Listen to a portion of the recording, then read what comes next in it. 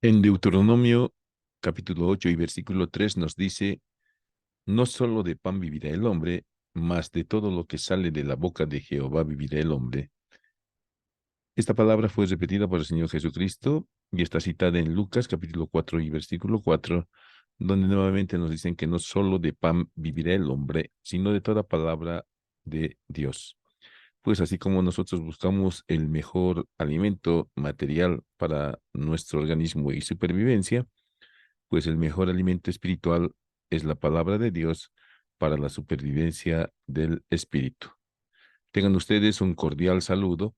Estamos en la Universidad Mayor de San Andrés, en la Facultad de Medicina, Enfermería, Nutrición y Tecnología Médica. Nuestro departamento es el Facultativo de Ciencias Morfológicas, la cátedra es Anatomía Humana y vamos a ver el tema de faringe.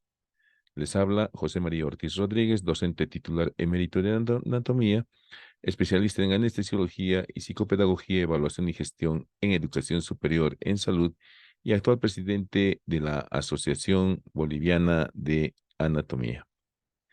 Pues una vez más nos encontramos frente a estructuras que muchas veces desconocemos y al empezar a leer, pues todo nos parece chino, pero al terminar de estudiar la faringe, pues sabremos que aquí dice amígdala faríngea, aquí dice trompa faringotimpánica, aquí dice velo del paladar, aquí dice úvula, aquí dice amígdala palatina, y así sucesivamente iremos leyendo no las letras, sino la anatomía.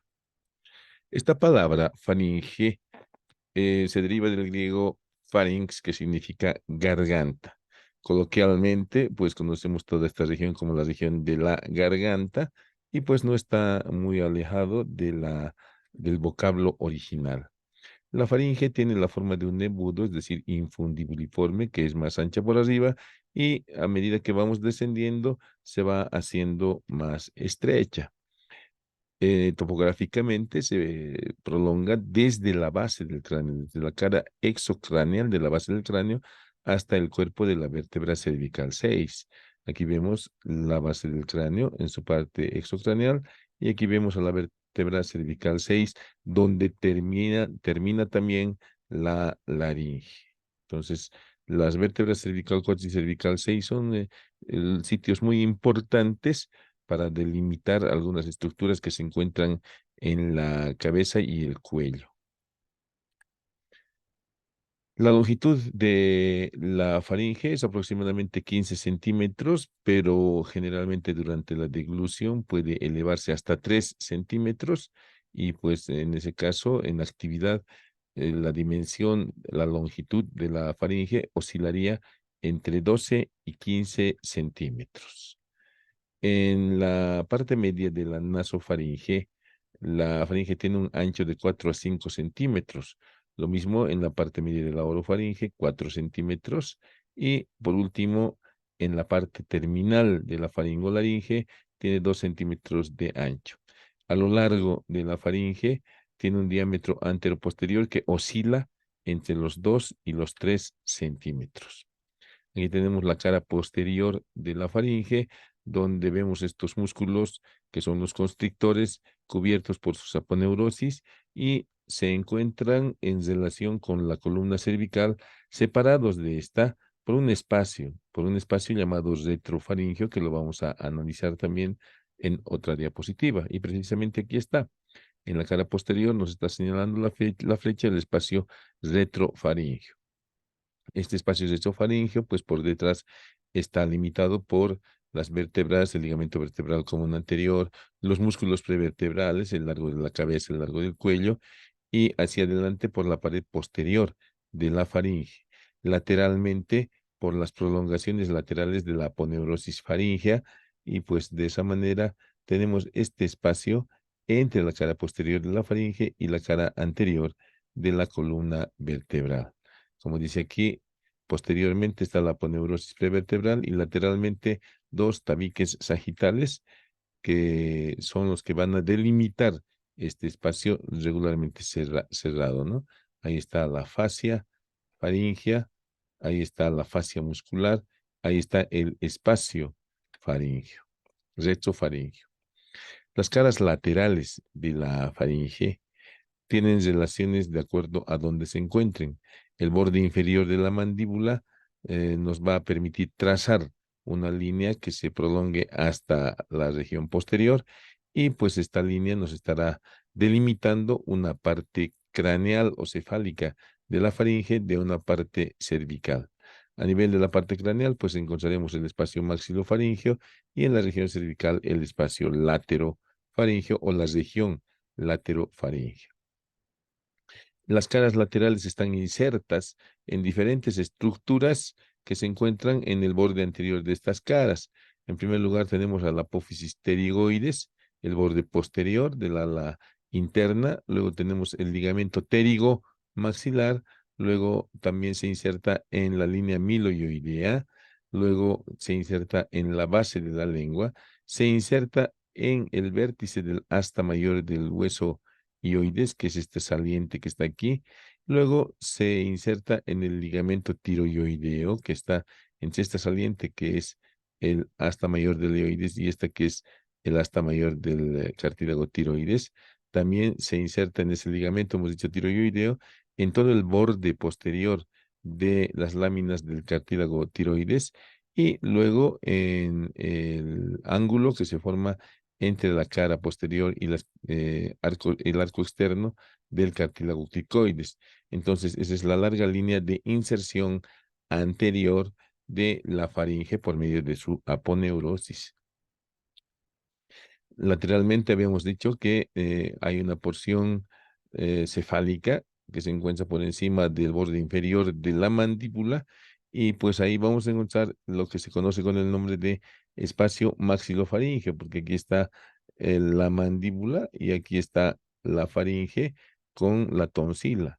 Ahí estamos viendo el músculo constrictor superior de la faringe y este espacio maxilofaríngeo nos presenta una barrera entre una parte anterior y posterior, que es este diafragma estíleo, donde se encuentran la apófisis estiloides del hueso temporal y los músculos que corresponden a este diafragma estíleo, que separa una parte anterior o preestílea y una parte posterior o retroestílea. Entonces, la parte anterior o preestílea, pues la faringe está prácticamente en relación directa con el músculo pterigoideo medial, más lateralmente por la rama mandibular y más lateralmente por el macetero y más lateralmente por la glándula parótida. Aquí está la glándula parótida que se encuentra también en este espacio y dentro de la glándula parótida pues encontraremos a la arteria carótida externa con el origen de la vena yugular externa. Encontraremos el nervio facial dentro de la glándula parótida como relaciones a distancia de la faringe. En la región retroestílea tenemos relaciones muy importantes. Tenemos la relación de la arteria carótida interna y la relación de la vena yugular interna, además de los ganglios linfáticos, y los diferentes pares craneales, el noveno par craneal, el décimo par craneal, el 11º par craneal, el 12º par craneal y pues el tronco simpático, ¿no? Ahí tenemos el tronco simpático, el 10º par craneal, el 11º par craneal y el 12º par craneal como relaciones de la faringe en la porción cefálica de este espacio laterofaríngeo. Ahí estamos viendo nuevamente la base del cráneo, estamos viendo la faringe y ahí estamos viendo a la vena yugular interna, estamos viendo a la carótida interna, entre las dos está el nervio vago, un poco más atrás tenemos el tronco simpático y luego como otras relaciones tenemos los nervios 11º par craneal, noveno par craneal y el 12º par craneal. A nivel cervical, el espacio laterofaríngeo pues pone en relación a la faringe, en primer lugar, miren, con la arteria carótida común que se divide en carótida externa y carótida interna, sus ramas correspondientes. En este caso estamos viendo la rama lingual, la rama tiroidea superior, ¿sí? Estamos viendo también como relaciones de la cara lateral de la faringe a nivel del cuello, este nervio que es el nervio laringio superior del vago, la continuación del tronco simpático, la vena yugular externa y los ganglios linfáticos que corresponden a la cadena yugular externa. El extremo superior de la faringe está fijada en la base del cráneo, en esta línea de inserción que parte del tubérculo faríngeo del occipital, se dirige hacia las espinas del esfenoides y se dirige hacia adelante para completar la zona de inserción hasta la parte superior del borde posterior de las apófisis pterigoides. Nuevamente, se inserta la faringe por arriba en la base del cráneo, comenzando por el tubérculo faríngeo que se encuentra en el cuerpo del occipital. Luego se prolonga esta línea de inserción hasta las espinas del esfenoides. Luego se dirige hacia adelante hasta la parte posterior del borde, hasta la parte superior del borde posterior de la lámina interna de la apófisis pterigoides, ¿sí?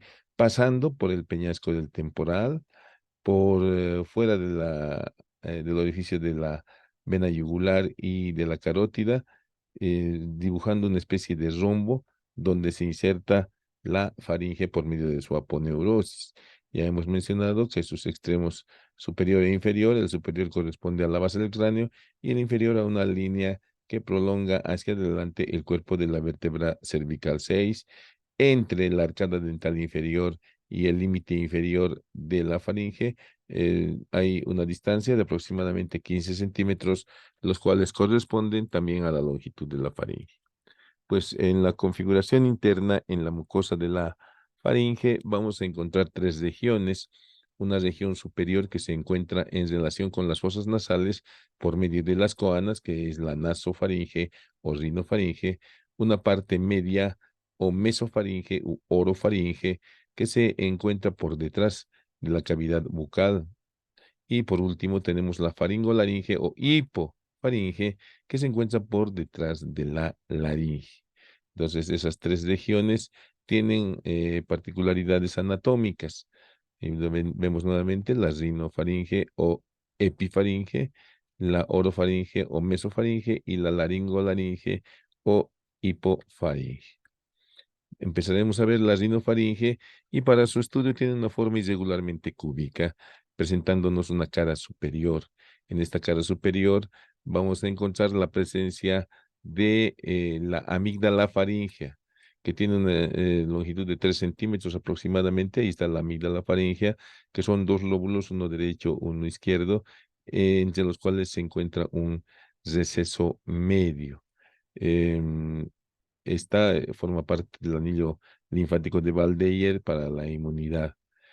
Luego, en ocasiones muy visible, pero generalmente muy pequeña, se encuentra la hipófisis faríngea aquí en el techo, que es un remanente de la bolsa de Ranke, ¿sí?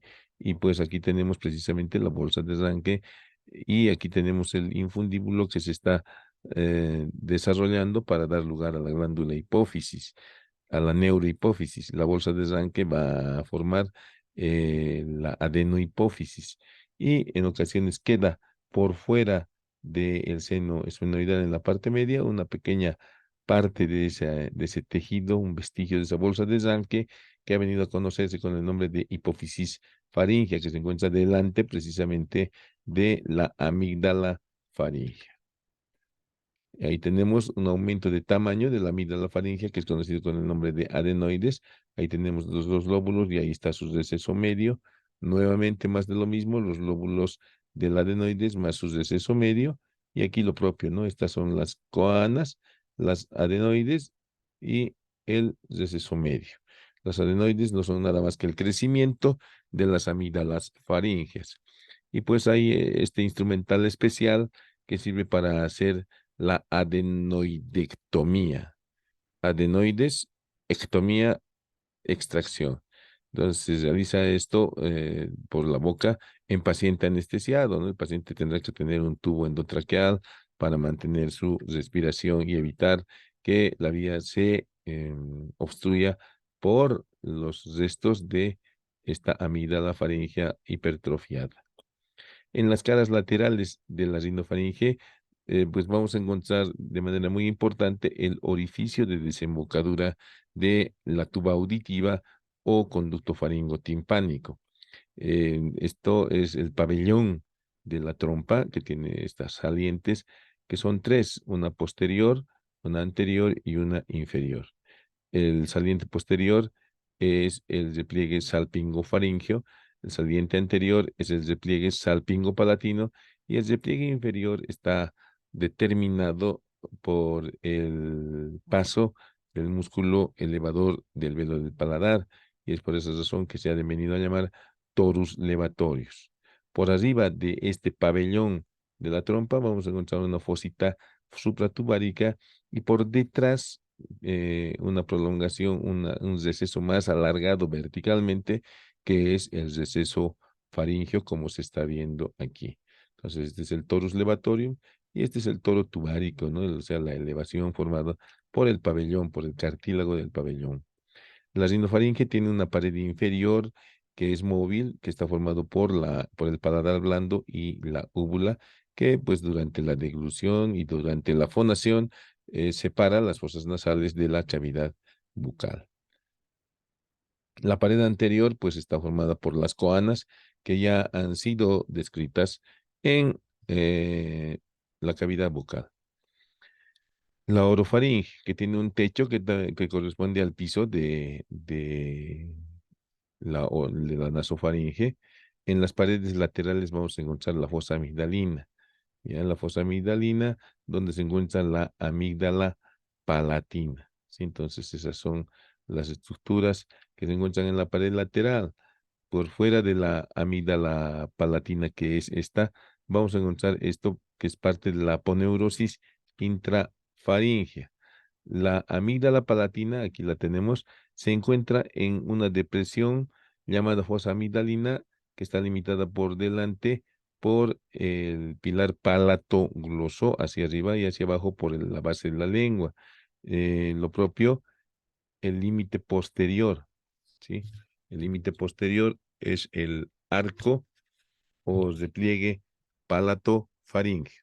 El repliegue palato-faríngeo que se dirige desde el paladar hasta la faringe, en su interior tiene el músculo homónimo, y por debajo tendríamos a este repliegue, que es el repliegue faringo epiglótico, el repliegue faringo epiglótico y superiormente, pues se encuentra limitada esta fosa por el origen de los pliegues palatogloso y palatofaríngeo.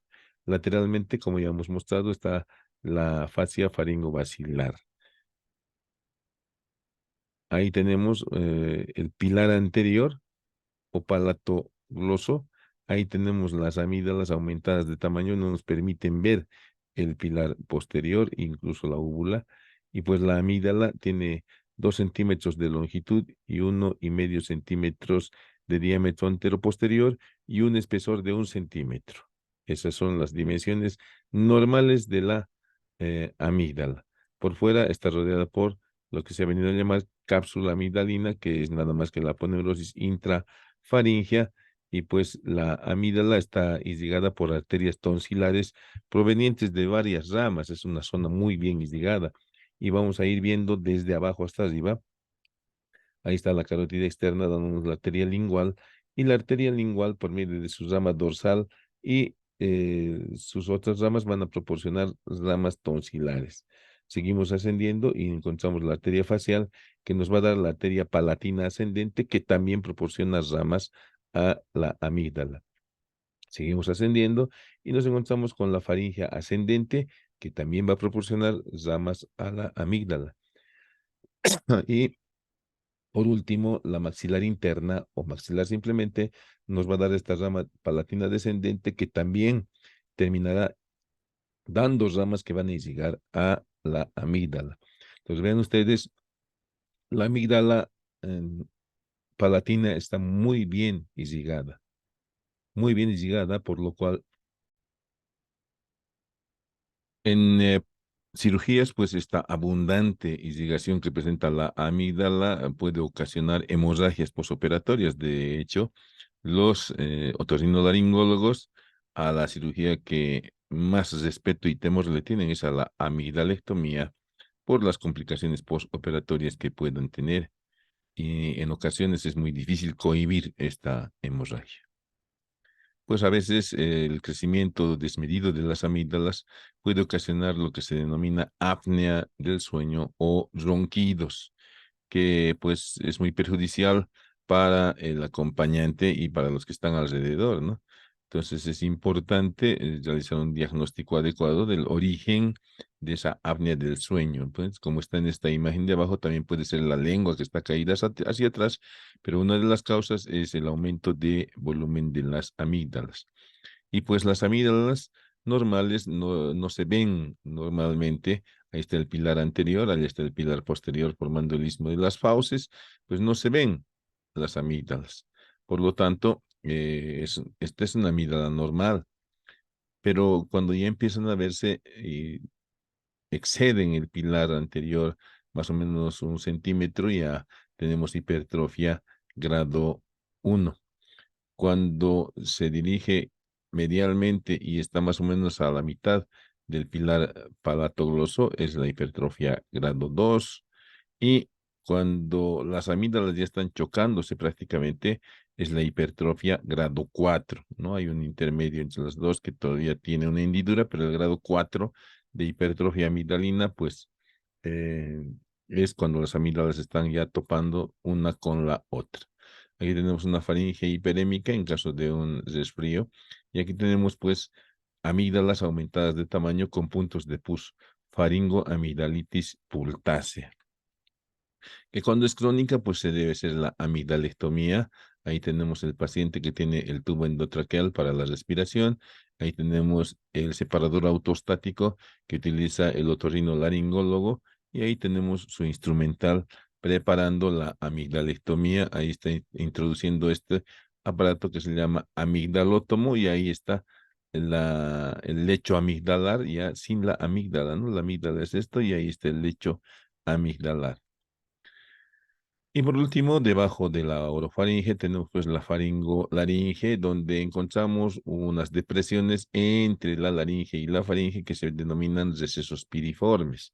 Ahora, esta imagen nos ayuda para ver la presencia de la amígdala faringea en el techo de la nasofaringe, para ver la amígdala tubárica, que son estos nódulos que se encuentran alrededor del pabellón de la trompa faringotimpánica.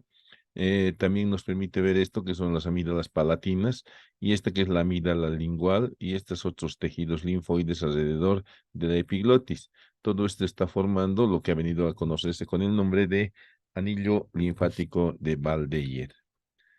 En la estructura de la faringe, como ya hemos mencionado, pues primero está la mucosa que hemos visto ya hasta ahora, luego tenemos esta que es una aponeurosis intrafaringea, y por fuera tenemos los músculos. El velo del paladar también forma parte de la estructura de la faringe. Y pues veremos que el velo del paladar tiene aproximadamente 4 centímetros de diámetro anteroposterior y 5 centímetros de diámetro transversal y aproximadamente 1 centímetro de espesor. El velo del paladar, también conocido con el nombre de paladar blando. El velo del paladar tiene una estructura central que es la aponeurosis palatina, que se inserta su borde anterior en el borde posterior de las láminas horizontales del palatino y en la espina nasal posterior. Sus bordes laterales en el borde inferior de los ganchos de la apófisis pterigoides, y su borde posterior se prolonga hacia abajo y hacia atrás por medio de estos músculos que son los músculos de la úvula, ¿no? Ahí está entonces la inserción del borde anterior, los bordes laterales, al medio pues continúa con este rafe tendinoso y posteriormente se prolongan hacia la úvula. En el interior de la faringe habíamos mencionado este tejido que es la aponeurosis faringobacilar, llamada también capa submucosa. Es una capa celular o célulofibrosa que se encuentra entre la mucosa de la faringe y los músculos, ¿no? Ahí están los músculos. Estos son los músculos de este lado, estos son los músculos vistos por fuera, estos vistos por dentro, y ahí está la aponeurosis. Ahí está la aponeurosis o tejido célulo-adiposo.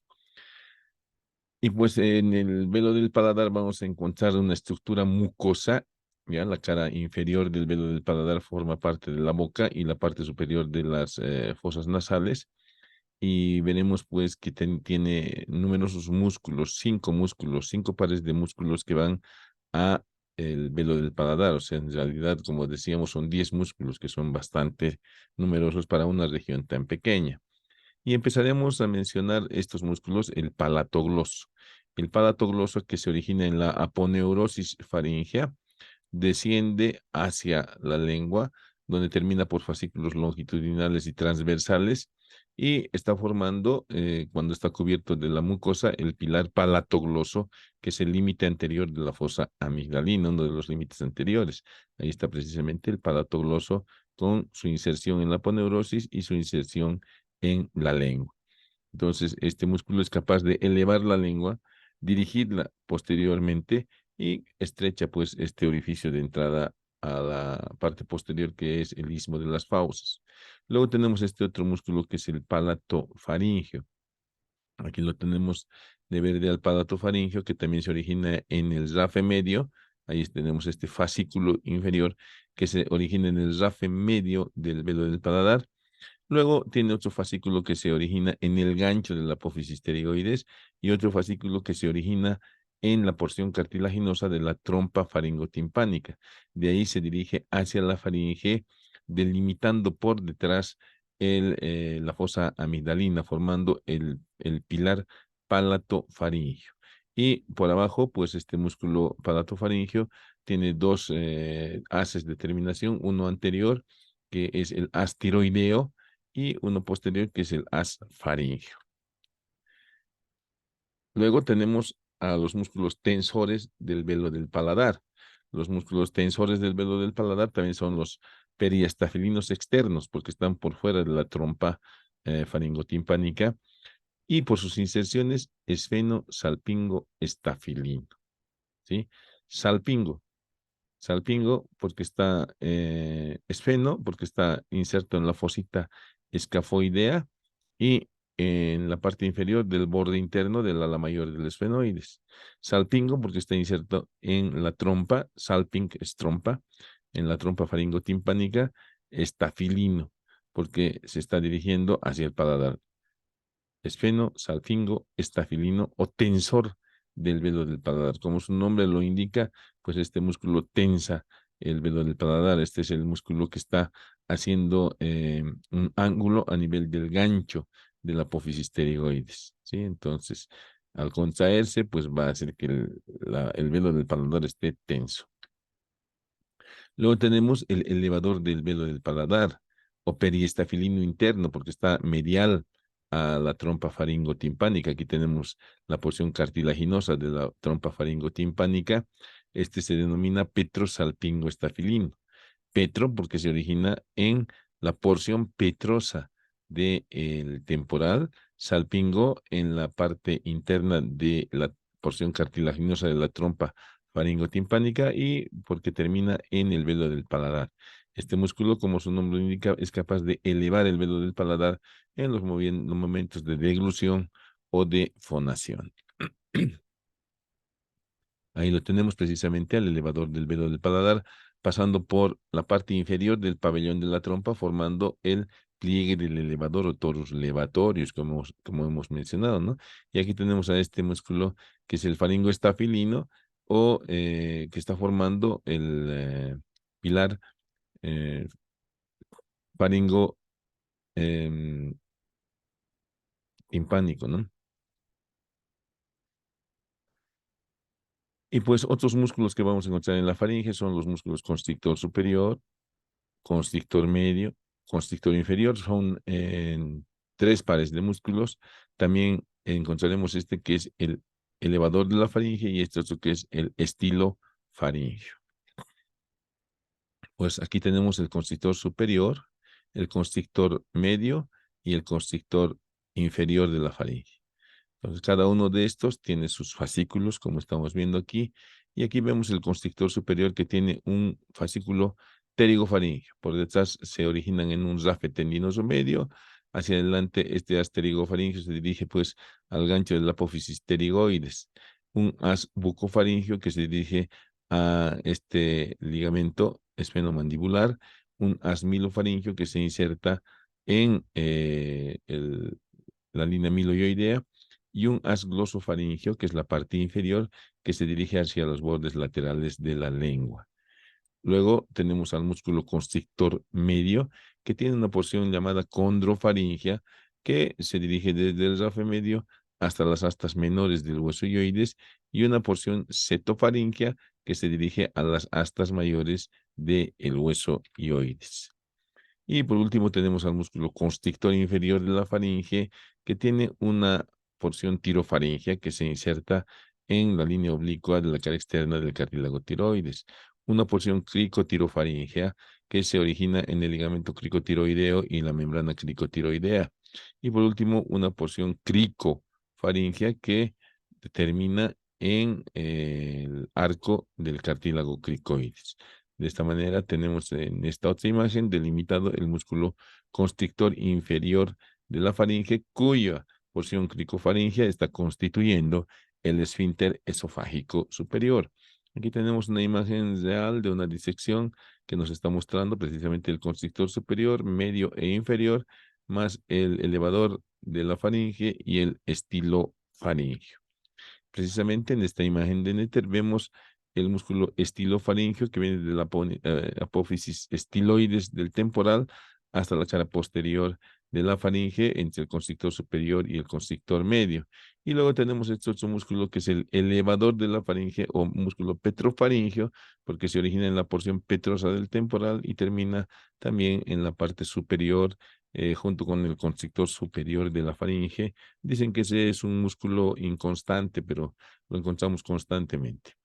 Pues la faringe tiene una abundante irrigación, como hemos mencionado al hablar de la fosa amigdalina, y esta abundante irrigación está proporcionada por la faringe ascendente, la palatina descendente superior, la palatina ascendente, la pterigopalatina, la vidiana, la dorsal de la lengua y la arteria tiroidea superior. Aquí tenemos precisamente esas arterias, ¿no? Aquí tenemos a la arteria tiroidea superior que va a proporcionar ramas faríngeas, ¿sí? Aquí tenemos la arteria faríngea ascendente que está dando aquí sus ramas faríngeas y que dan también a la amígdala.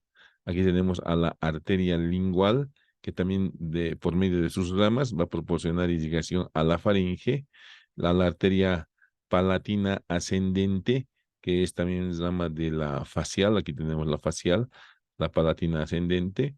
Luego tenemos a la palatina descendente, que es rama de la maxilar interna. Aquí están rotas las palatinas descendentes. La esfenopalatina, que se encuentra en el conducto esfenopalatino, que son, y la vidiana, ¿no? Que se dirige hacia el conducto vidiano por aquí, ¿no? Aquí está la esfenopalatina, que es la rama terminal que se encuentra hacia allá, y esta es la vidiana. Entonces, todas esas ramas numerosas están irrigando a la faringe. Y el retorno venoso se produce por dos plexos, un plexo venoso intrafaringeo y uno extrafaringeo, los cuales van a ir a desembocar en la carótida, o perdón, en la yugular externa y en la yugular interna fundamentalmente. Los ganglios linfáticos, pues, son los que corresponden a la cadena yugular interna, que ya los hemos mencionado, los grupos 2, 3 y 4. También encontramos en la cara posterior de la faringe algunos ganglios linfáticos. Bueno, el paladar blando está inervado por los nervios palatinos menores. El paladar duro por el palatino mayor y el paladar blando por los palatinos menores. Y pues la faringe, en lo que corresponde a la nasofaringe, está inervada por la mucosa de la nasofaringe, está inervada por el nervio maxilar. La orofaringe, fundamentalmente por el glosofaringeo, y la parte inferior, la hipofaringe, por un plexo faríngeo formada por ramas del nervio glosofaringeo y del nervio vago. Aquí tenemos precisamente las ramas, ¿no? Tenemos en primer lugar la rama maxilar que va a dar la inervación sensitiva para los reflejos de la faringe. Luego tenemos aquí al nervio glosofaringeo, que vean, está dando también ramas musculares y está yendo a dar ramas sensitivas mucosas para el plexo faringeo. el nervio pterigopalatino, que se encuentra en el conducto pterigopalatino, o nervio faríngeo de Bok, que va a ir a inervar fundamentalmente al pabellón de la trompa auditiva. Aquí tenemos precisamente al glosofaringeo proporcionando ramas, ahí está la cara posterior de la faringe, a los músculos y a la mucosa, el glosofaringeo. Y pues resulta que la faringe es un conducto mixto, es un conducto para la vía respiratoria y es un conducto para la vía digestiva. Y precisamente en la orofaringe hay una decusación de estas dos vías, por lo cual pues la vía respiratoria puede ser invadida por el contenido de la vía digestiva. En ocasiones, pues cuando se pierde el reflejo de la náusea y el vómito. Sabemos muy bien que el alcohol es una sustancia que puede producir adormecimiento de las ramas terminales nerviosas que están formando este nutrido plexo faríngeo, que es donde se originan los reflejos de la náusea, del vómito anormalmente y el reflejo de la deglución normalmente. Entonces, la ingesta copiosa de bebidas alcohólicas evita que estos reflejos actúen adecuadamente. Entonces, si es que la persona ebria se duerme y regurgita el contenido intestinal, pues no hay reflejo del vómito para expulsarlo. Entonces llega a esta encrucijada y se introduce en la vía respiratoria y puede ocasionar la muerte, como se ha escuchado tantas veces, por broncoaspiración. Otro, al día siguiente, después de haber ingerido copiosas cantidades de bebidas alcohólicas, todos los reflejos están anestesiados. Entonces, al deglutir algún alimento que no ha sido bien masticado, no haber un reflejo de la deglución adecuada, pues el alimento puede venir a la vía respiratoria y producir obstrucción de la vía respiratoria que puede llegar hasta la muerte. Ahí está la vía oral, ahí está la vía respiratoria y ahí está la encrucijada de la entrada a la laringe y del paso del esófago hasta el estómago. Pues ahí tenemos unas amígdalas bastante grandes, hipertrofiadas, y dice pues que la faringoamigdalitis dice que lame las articulaciones y muerde el corazón. Pues son procesos autolimitados, em, están comprendidos en las infecciones respiratorias agudas para las cuales hay un programa de IRAS en nuestro país, infecciones respiratorias, proporciona medicamentos para determinar el fin, pues, por medio de antibióticos de las faringoamigdalitis. Si no se hace el tratamiento, pues es una infección autolimitada. Pasa la fiebre, las amígdalas vuelven a su tamaño, pero las bacterias quedan dentro y después de un tiempo, el niño, generalmente niño o niña, se queja de dolor de articulaciones, está echado en cama unos días y luego de haber pasado ese tiempo, periodo doloroso, con llanto, pues vuelve a levantarse y hace su vida normal. Pasan los años y más o menos a los 30, 40 años se ve que ha sufrido una endocarditis bacteriana con estenosis de las válvulas cardíacas y eso es lo que se conoce con el nombre de fiebre reumática.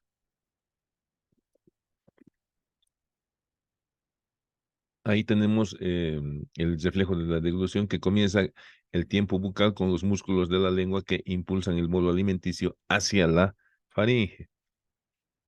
Una vez que el bolo alimenticio está en la faringe, pues empiezan a funcionar los músculos suprayoideos, elevando a la laringe y los músculos constrictores, haciendo que el bolo alimenticio vaya en dirección caudal.